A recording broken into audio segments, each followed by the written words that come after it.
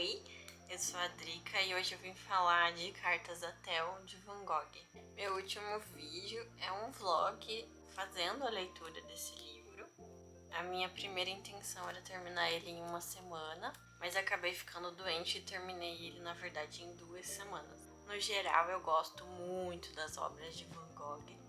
E pra quem não sabe, eu tô escrevendo um livro e o meu personagem principal, ele é muito fã de Van Gogh. Enquanto se passa a história do livro, esse personagem principal, chamado Luca, ele tá lendo esse livro aqui e foi por essa razão que eu li o livro e eu tentei ler ele com os olhos do meu personagem principal. E hoje, enquanto eu falo do livro para vocês, eu vou também mostrar o meu processo de desenho e pintura de uma aquarela que eu fiz baseado num quadro de Van Gogh, que se chama O Quarto em Arles. Arles é o lugar que ele ficou, assim, talvez por mais tempo na vida dele. Talvez também tenha sido o lugar onde ele mais produziu, mas também o lugar onde ele mais sofreu. Eu acho muito interessante o fato de que a gente tem essas cartas, porque é uma forma muito palpável da gente entrar na mente de um dos maiores pintores de todos os tempos. E enquanto você lê, você realmente se sente íntimo do Van Gogh, você entende um pouco o que ele pensava, como ele pensava, quais eram as prioridades dele, o que fazia ele feliz, o que deixava ele triste. Então, esse livro é praticamente um diário. E para começar a falar sobre a minha opinião pessoal, então sobre o livro, eu vou falar o que eu não gostei. O que eu não gostei foi que, de modo geral, o Van Gogh, ele gostava muito de apreciar a pintura e também era um leitor, assim, fenomenal. Ele sempre estava lendo alguma coisa e comentando sobre as obras que ele lia com o irmão dele. E absolutamente tudo na vida dele ele comparava a quadros. Eu não sou uma entendedora de arte. Eu não conheço os pintores da época do Van Gogh, os pintores contemporâneos. Não conheço nada de arte, assim. Eu sou uma pessoa muito leiga nesse sentido. Então, para vocês terem ideia, só aqui na parte de trás do livro, depois que acaba o livro, tem uma espécie de glossário sobre todos os nomes que ele cita no livro, nomes de pintores, nomes de autores. São páginas e páginas. É um glossário de nomes próprios. Porque realmente, se você for ler assim, que nem eu, que eu queria ler em pouco tempo, justamente por causa do meu projeto, do meu próprio livro, porque como eu terminei o primeiro rascunho do meu livro, eu vou começar o segundo rascunho e eu queria ter lido esse livro aqui para eu dar início a esse segundo rascunho. Então eu estava com certa pressa de ler e eu não queria ler assim, fazendo pesquisa, procurando cada autor, cada pintor que o Van Gogh citava. Então, em certos momentos, assim, se você não fazer essa pesquisa, você fica um pouco perdido. Mas, dado certo momento, você se familiariza com os nomes mais citados pelo Van Gogh, porque ele tem os preferidos dele. Então, tem Delacroix, Manet, Millet, Monet. Então tem alguns assim pintores que, se você perceber quais são os favoritos do Van Gogh e você faz essa pesquisa, entende um pouco quem eram, aí até que passa, assim, sabe? Mas eu, como queria ficar, tipo, eu não queria pegar, ler, fechar o livro, ir pro computador ou ir pro celular, pesquisar e daí voltar. Eu queria ler continuamente, então eu não fiz essa pesquisa enquanto eu lia. Eu só, assim, levei na base do contexto mesmo do que estava acontecendo e foi. Mas se você quiser ler esse livro, é bom saber que existe meio que essa barreira se você não for um entendedor da arte, né? Pra mim, a única coisa ruim desse livro é isso. E não é exatamente ruim, né? É só, tipo, é um trabalho a mais que você tem que ter como leitor. Não é nada demais. Se vocês ouvirem um chiado, um barulho, é porque começou a chover aqui. Bom, partes boas desse livro e a maioria. Antes de falar o que eu senti lendo, eu queria também deixar um pouco contextualizada a vida de Van Gogh, né? Porque ele nasceu numa família de respeito. O pai dele era pastor e a mãe dele era filha de um encadernador da nobreza, da corte, alguma coisa assim. Ele era o irmão mais velho de 6 irmãos. Eu acho muito importante que existe uma introdução da vida do Van Gogh nesse livro, antes de fato a gente começar a ler as cartas. Ela se chama Amargura e Solidão nas Cartas do Pintor Maldito. É uma introdução da família, da vida dele, do que ele fez, assim, dando um contexto pra gente começar a ler as cartas. Porque as cartas eram, assim, elas são de tempos em tempos, de lugares diferentes para onde ele viajou. E ele tá sempre ocupado nas cartas em falar sobre o trabalho dele como pintor. Não muito, assim, da vida pessoal. Tudo bem que a vida dele era pintar, né? Ele não fazia muitas outras coisas, assim. Mas teve alguns conflitos na vida dele que eu sei que aconteceu e que não aparecem nas cartas, assim. Então eu acho que para você entender de forma geral um contexto da vida de Van Gogh, não é bem as cartas que você tem que ler. Você tem que assistir um filme ou mesmo fazer uma pesquisa para além dessa introdução que o livro dá, porque as cartas elas têm um sentido assim muito o que era o trabalho do Van Gogh, o que ele fazia diariamente das pinturas dele, o que ele lia, os quadros que ele admirava, as viagens que ele fazia.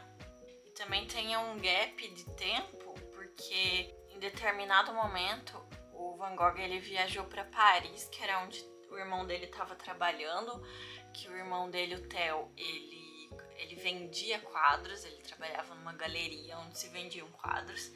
E quando ele viaja para ver o irmão dele, as cartas param, né? Porque eles não precisam mais se comunicar por cartas. E esse tempo também fica assim, a gente fica sem saber o que aconteceu. Mas voltando, então o Van Gogh era assim, desde criança, muito atento à natureza. Antes de saber que ele queria ser pintor, ele sabia que ele amava observar as coisas e amava observar a natureza. E ele tinha uma vontade imensa de trabalhar e ser útil para alguém, sabe? Ele queria muito encontrar o propósito dele nesse mundo.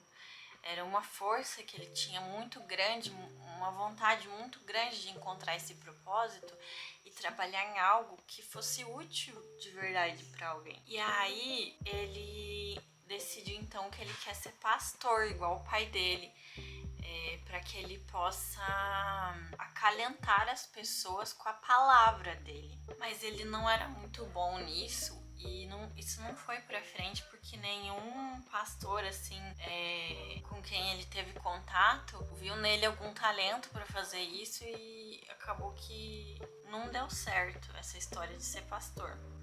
E aí, meio que sem saber o que ele fazia da vida, o que ele queria da vida, com essa vontade de ter um propósito, um trabalho, ele vagava meio que por aí, sabe? Ele ficava tempos longe de casa, assim, morando na rua mesmo. Ele chegou a relatar no livro, assim, alguns cantos que ele achava para dormir, e nessas andanças dele ele meio que sobrevivia de caridade das pessoas, sabe? Que até então esse irmão, o Theo, que mais pra frente vai sustentar ele, era mais novo, né? Então, até o Theo ter um trabalho de fato, o Van Gogh ele fica numa situação assim de desabrigo mesmo, de situação de rua. E aí ele começa a ver no desenho, na pintura, uma forma de se conectar com a natureza. E a partir do momento então que o Theo pode sustentar, que ele tem um emprego, um trabalho, ele começa a sustentar Van Gogh e ele paga pelas telas do Van Gogh, pelas tintas, pelos pincéis, todo o instrumento de trabalho que o Van Gogh tinha era dado pelo irmão. E aí eu sinto que de alguma forma, pode ser que as cartas que o Van Gogh enviava para esse irmão era uma forma de gratidão, uma forma de agradecer por esse sustento que o Theo dava pro Van Gogh. E também é uma forma de justificar, tipo, ó, você tá me dando esse dinheiro e eu tô fazendo isso, eu tô fazendo isso, eu tô fazendo isso com o dinheiro que você tá me dando. E basicamente as cartas elas correm assim, com o Vicente agradecendo pelo dinheiro que o irmão mandava, contando tudo que ele desenhava, tudo que ele pintava. E agora entrando pra parte em que o que esse livro me fez sentir, né? Eu gosto mais de ler esses romancinhos água com açúcar, assim. Eu gosto de um ou outro clássico, mas eu não sou muito dos clássicos. E também não sou muito da não ficção. Eu prefiro 1000 vezes ficção. Mas a história do Van Gogh é uma coisa assim que beira a ficção, assim. É uma história muito emocionante, né? Até porque ele continuou trabalhando, acreditando no trabalho dele, mesmo sem vender nada do que ele produzia. Ele chegou a vender um quadro em vida.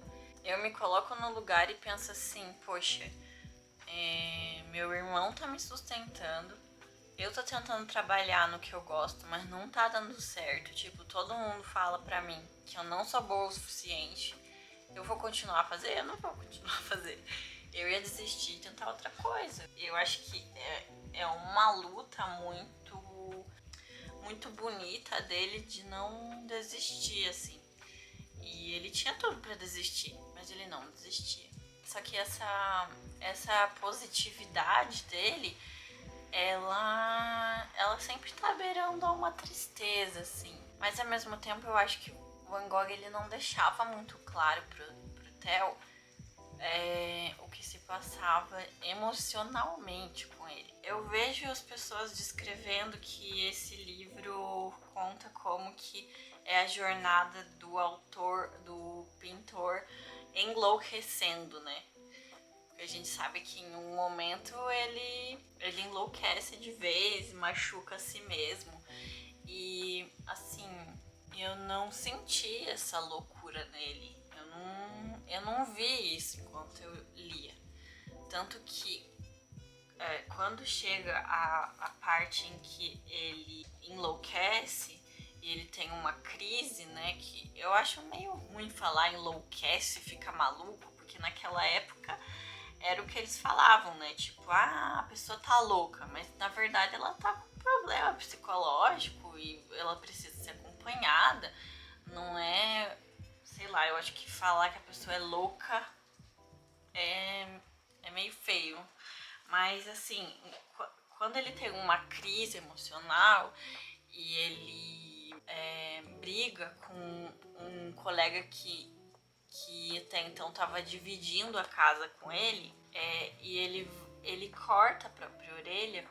O que a gente tem de relato dessa história no livro é uma carta não do próprio Van Gogh pro Theo contando o acontecido, mas uma carta desse amigo que dividia a casa com o Van Gogh. Ele relata que ele já estava assim percebendo uma coisa meio louca acontecendo ali com o amigo dele, que ele estava meio desconfiado assim do Van Gogh acabar enlouquecendo e aí que você percebe que alguma coisa estava acontecendo de fato, porque se dependesse só do Van Gogh para você falar assim, este homem é louco, você não diz isso pelo livro. Eu não consegui sentir isso.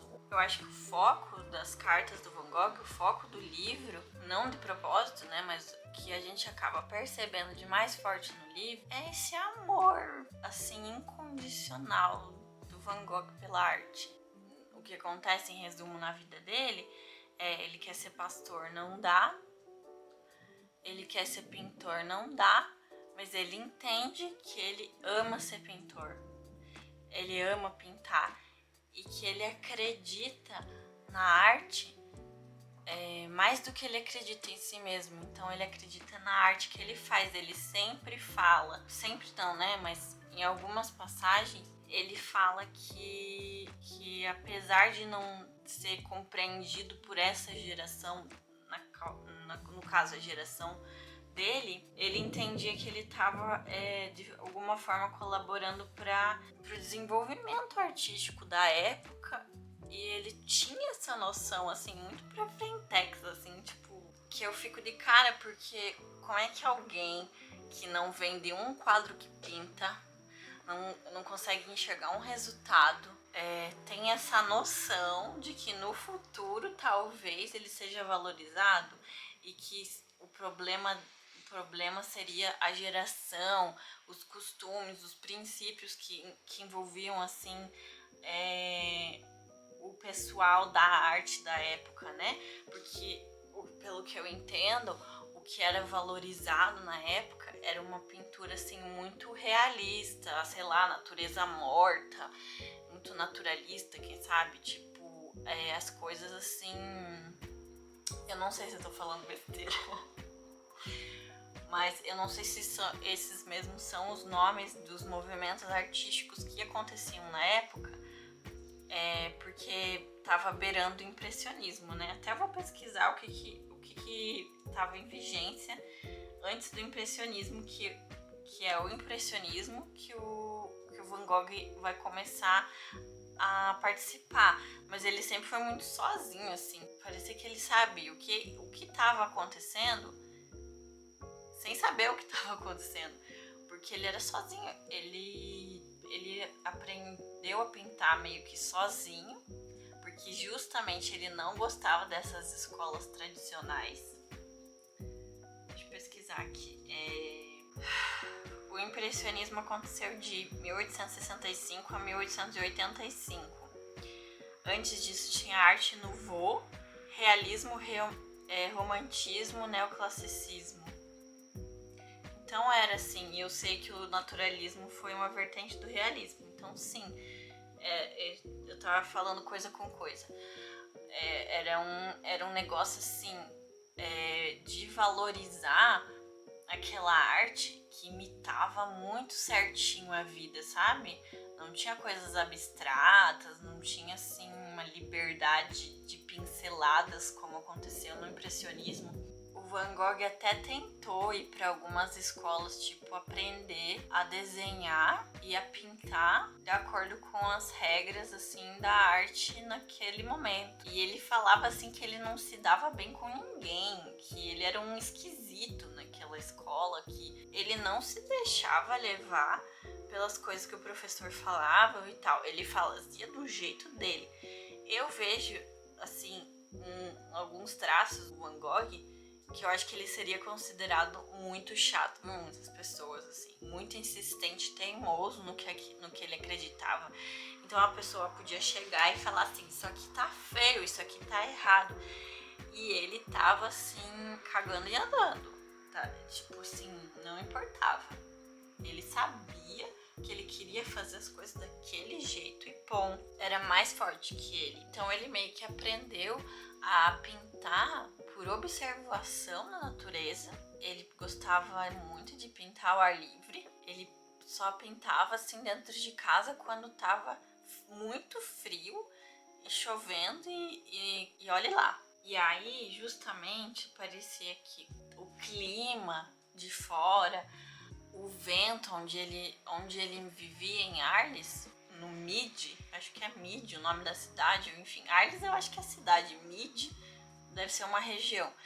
Tinha o que eles chamavam de mistral, que era um vento absurdo, assim, que chegava e dava uma ventania em tudo. E ele tinha que trabalhar apesar disso. E aí eu acho que os traços impressionistas do Van Gogh foi meio que a natureza por si só que influenciou ele fazer daquele jeito. Porque ele tinha que ser rápido, para não perder o sol, para não perder a chuva, para não perder o estado das coisas como elas estavam na natureza, porque tudo muda muito rápido quando você tá pintando ali. Nossa, que trovãozão. E aí ele falava, ele às vezes ele comentava, poxa, eu pinto muito rápido e as pessoas provavelmente vão achar isso errado. Mas ele continuava fazendo assim, ele pintava assim num instante, assim, numa sentada que ele dava, assim, ele pegava e pintava aquela paisagem.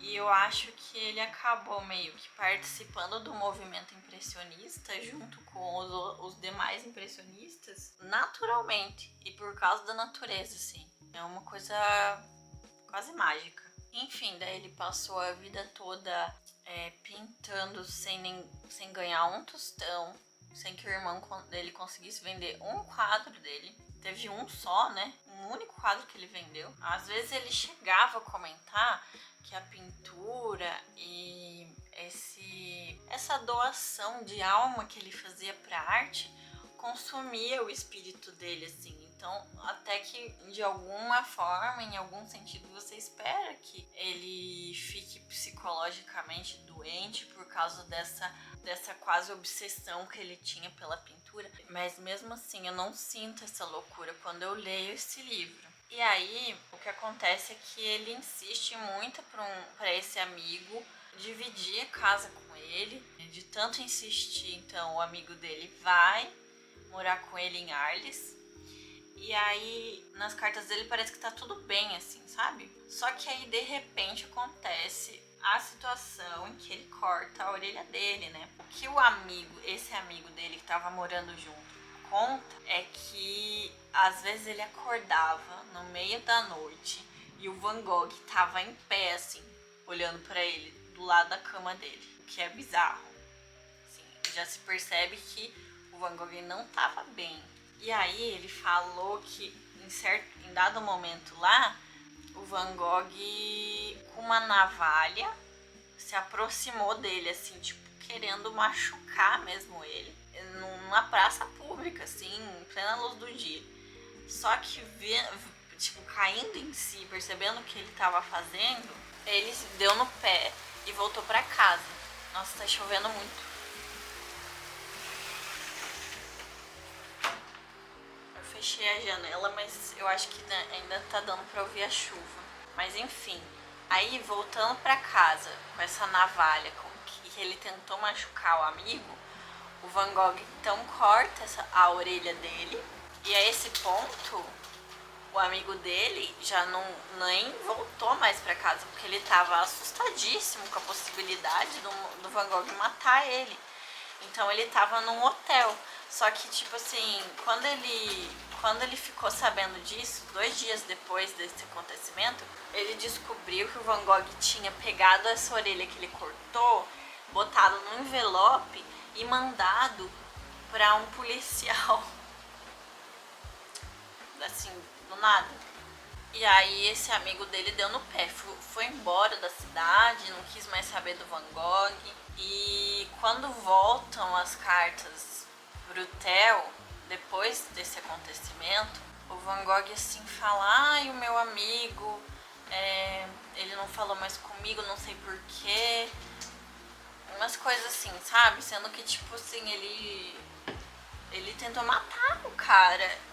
E mesmo assim, o Van Gogh não sabia muito bem a gravidade da situação que foi o acontecimento, sabe? É aí que você percebe que durante todo o tempo que ele tava mandando essas cartas pro irmão dele, ele podia estar se metendo assim em encrenca com muita gente, porque ele costumava dizer que as pessoas não gostavam dele, as pessoas ignoravam ele, tinham medo dele. Então ele era um tipo assim difícil de lidar, ou que dava um certo assim, causava um afastamento nas pessoas. Então a gente começa a perceber que do ponto de vista do Van Gogh, ele não sabia direito o que estava acontecendo ao redor dele, porque ele só ligava para pintura, ele só queria pintar, ele só queria fazer o dele ali. Só que depois dessa crise que ele cortou a orelha, ele começou a ter outras crises, e aí ele acreditou que estavam tentando envenenar ele em dado momento e tudo mais, até chegar uma hora que ele admitiu que ele não estava são e pediu para que o irmão dele internasse ele no hospício. E aí ele foi para lá, ele ficou lá, e aí ele sai dessa casa em determinado momento E é quando ele comete suicídio, né? Ele atira contra o próprio peito e ele fica ali sangrando por acho que 2 dias, não sei o que acontece direito. E aí ele morre. E alguns meses depois, o irmão dele, o Theo, morre também, porque ele não consegue aguentar a dor de ter perdido o irmão. E a última coisa que a gente lê no livro é uma carta para Theo que estava guardada assim nas roupas do Van Gogh no episódio em que ele morre. Não é uma carta tipo de despedida, não é uma carta emocionante. É uma carta em que ele só reafirma o quanto ele é grato ao irmão, o quanto ele acredita no trabalho do irmão dele. E só assim, não tem muita coisa assim na última carta dele. Mas de forma geral, o que eu senti com esse livro, assim, a forma como o Van Gogh descreve a natureza é muito linda. Ele traz toda uma importância para a cor. Tinha alguns pintores que costumavam dizer que você tinha que pintar com a cor local, que era a cor que as coisas têm, tipo, se você vai pintar um cabelo loiro, você usa, sei lá, amarelo e ponto. Mas ele, como ele estava trabalhando muito com luz natural e ele observava muito, ele falava que às vezes a claridade podia ser representado com um verde limão. E o branco nem sempre, o branco das coisas não precisava ser branco na tela. E que a pessoa que veria a arte, que estava apreciando aquele quadro, tinha que sentir através das cores o que aquela paisagem, aquele retrato representava. Tinha muito mais a ver com o sentimento do que reproduzir certinho uma coisa como ela é. Pro Theo, ele faz assim longas descrições de cores, da paisagem. Ele se demora a descrever as coisas que ele vê, cada coisa que ele vê, ele descreve a cor, o tom daquilo. Eu acho muito gostoso essa leitura, porque eu acho que é a junção da escrita com a pintura, assim, num livro, sabe? Tipo assim, se a pintura fosse feita de palavras, seria o que Van Gogh fazia nas cartas para Theo. E para mim o que fica de mais lindo e que me marca mais essa crença fundamental, incondicional no trabalho dele. Ele não estava recebendo nada em troca e ele só ouvia que ele não era bom o suficiente. Mas ele acreditava na evolução da arte quase como uma entidade, quase como se ele tivesse fazendo parte de uma coisa tão maior que ele estava satisfeito em fazer só a parte dele, mesmo que ele não entendesse tudo que estava acontecendo, mesmo que ninguém desse a mínima para ele. Ele entendia assim que ele estava fazendo parte de algo grande, ele sentia isso e por isso ele não desistiu. Eu acho que falta um pouco dessa nossa crença. Eu ia falar a crença em nós mesmos, mas Van Gogh, eu acho que ele não acreditava em si mesmo como pessoa, sabe? É difícil dizer que alguém que vivia tão só e que recebia tantas críticas tinha crença em si mesmo, porque ele não passa essa impressão no livro que ele acredita em si mesmo, mas ele passa a impressão de que ele acredita no que ele faz, no trabalho dele, na arte, como uma grande revolução assim que está prestes a acontecer e que talvez ele tenha contribuído um pouquinho, sabe? Então, essa sensação de saber assim, eu fiz a minha parte, eu dei o meu melhor, porque ele deu mais do que o melhor dele. Ele produzia adoidado. Sério, é muita coisa que esse homem fazia. Nossa, ele conseguia pintar quase que uma tela por dia, era muita coisa. E muitos desses quadros ele dava assim para as pessoas, ele ia dando, ele ia enviando. É uma última coisa também que eu acho interessante é que assim, ele tinha uma paixão e uma preferência por fazer figuras no tipo retratos das pessoas, né? E ele não era muito bom nisso, assim, nessa perspectiva na anatomia e tal, pelo menos em comparação com o que era dito na época que era bonito, né? Aí ele acabava que ele usava o pouco dinheiro que ele tinha para contratar modelos para posarem para ele, e ele sempre queria modelos assim simples. Ele gostava de observar os mineiros trabalhando na mina, inclusive ele chegou a morar com uma família de mineiros. Assim, ele gostava de representar as pessoas pobres, as pessoas marginalizadas assim, pela sociedade. E aí ele pagava essas pessoas que tinham tão pouco dinheiro quanto ele para posar para ele, mas como ele era uma pessoa difícil e as pessoas tinham um pouco de medo dele, ainda mais depois do episódio da orelha, ele não conseguia mais modelos, e quando ele não conseguia esses modelos, ele acabava fazendo paisagens. E eu acho que a paisagem é o ponto alto dele, com certeza. Então, assim, às vezes a gente acha que a gente quer uma coisa pra nossa vida e a gente se esforça tanto para ser bom naquilo, né? Mas aí a gente vai perceber que, na verdade, a gente é bom em outra coisa, fazendo outra coisa, que às vezes tá ali fácil ou, enfim, difícil. Nem sempre as coisas que a gente descobre sobre nós mesmos são coisas fáceis de se descobrir, né?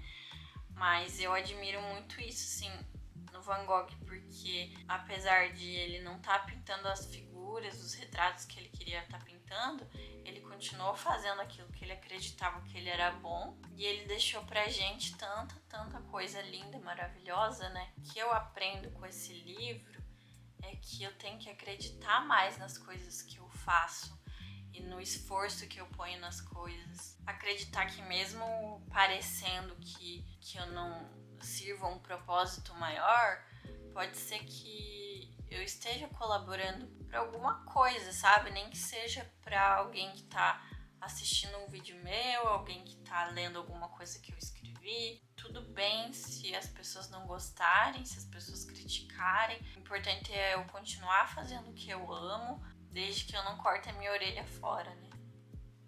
Mas enfim, é uma leitura que eu recomendo, ainda mais se for uma edição ilustrada, assim como a minha, porque o Van Gogh, pra ele falar assim pro irmão, eu pintei um quadro assim, assim, assado.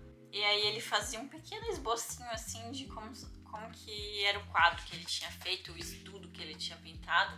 Ele fazia um pequeno esboço pra mostrar pro irmão dele. Então é legal assim de acompanhar, sabe? Mas enfim, é isso. Foi uma leitura que eu sei que eu vou aproveitar muito para escrever o meu livro, que tem a ver com arte e tudo mais. E é isso. Muito obrigada se você assistiu esse vídeo até o fim, e até o próximo vídeo. Tchau!